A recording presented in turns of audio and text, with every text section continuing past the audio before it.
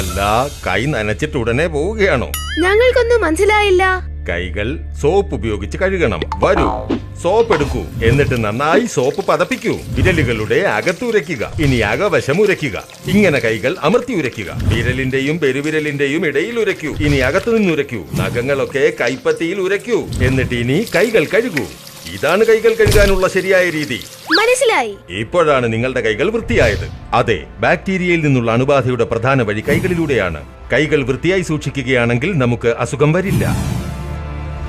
പിന്നെ ആന്റിബയോട്ടിക്കുകൾ കഴിക്കേണ്ടി വരില്ല. എന്തെന്നാൽ നമ്മൾ ആന്റിബയോട്ടിക്സ് ഇങ്ങനെ കഴിച്ചുകൊണ്ടിരുന്നാൽ ആന്റിബയോട്ടിക്സിന്റെ പ്രഭാവം ബാക്ടീരിയകളിന്മേൽ ഇല്ലാതാകും. പിന്നെ പല രോഗങ്ങൾക്കും ചികിത്സിക്കാൻ സാധിക്കാതെ വരും. അതിനാൽ വിവേകമുള്ളവരാകുക. അണുബാധയുടെ പ്രധാന കാരണത്തെ, അതായത് കൈകളെ വൃത്തിയായി സൂക്ഷിക്കൂ. ആരോഗ്യത്തോടെ സൂക്ഷിക്കൂ.